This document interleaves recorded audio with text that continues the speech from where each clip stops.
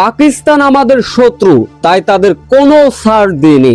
পাকিস্তানকে রীতিমতো কাঁদিয়ে বাংলা ওয়াশ করলো বাংলাদেশের টাইগাররা। ম্যাচ জয়ের পরে ম্যাচ সেরা লিটন কুমার দাস পাকিস্তানকে ওপেন খোঁচা দিয়ে একই মন্তব্য করলেন। রীতিমতো হতভম্ব হয়ে গেল পাক ক্রিকেটাররাও।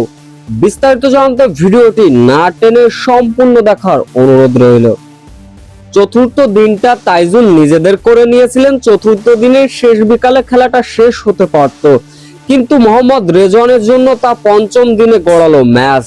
পঞ্চম দিনের সকালে পাকিস্তান যে আত্মবিশ্বাসের সঙ্গে ব্যাটিং করেছিল, দুশ্চিন্তা ছড়িয়ে পড়েছিল টাইগার শিবিরে। প্রথম ওয়ানটা প্রায় পারই করে দিয়েছিলেন মোহাম্মদ রেজওয়ান ও সাজিদ খান। ব্যাটিং করছিলেন টি-20 স্টাইলে। অবশেষে 54 রানে জুটি ভাঙলেন সেই তাইজুল ইসলাম। স্লিপে ক্যাচ দিয়ে 28 রানে ফিরলেন সাজিদ। এরপর শরীফুলের আঘাতে ফিরে গেলেন দুর্দান্ত খেলা মোহাম্মদ রেজওয়ান। এরপর আর কে ঠেকায় বাংলাদেশকে? জয়ের আনন্দে উল্লাসে মেতে উঠলেন। পাক বাহিনীদের পুরো কাঁপিয়ে দিলেন তাইজুল ইসলাম এবং লিটন কুমার দাস। গোটা টেস্টে প্রথম ইনিংসে বাংলাদেশ করেছিল সবকয়টি উইকেট হারিয়ে 278 রান, যেখানে লিটন কুমার দাস খেলে গিয়েছিলেন 126 রানের অনবদ্য ইনিংস। দ্বিতীয় ইনিংসে পাকিস্তান ও বাংলাদেশের থেকে পিছিয়ে ছিল, করতে পেরেছিল মাত্র 232 রান। জবাবে লিড নিয়ে দ্বিতীয় ইনিংসে কি অনবদ্য খেলা দেখালেন মুশফিকুর রহিম ও লিটন কুমার দাস। লিটন কুমার দাস করেছিলেন 69 রান এবং মুশফিকুর রহিম করেছিলেন 137 রান।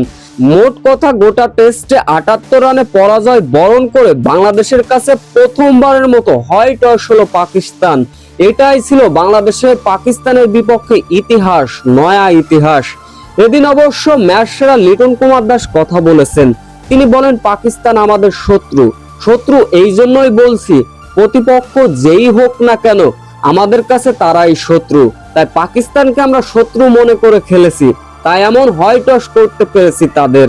কিন্তু তবে সবকিছু ছাড়িয়ে লিটন কুমার দাস এবং মোহাম্মদ রেজওয়ানের তর্কটা ছিল প্রচন্ড viral. So viewers, Liton Kumar Das কি পাকিস্তানকে শত্রু বলে ভুল করলেন, না প্রতিপক্ষ হিসাবে শত্রু বলে ভুল করলেন?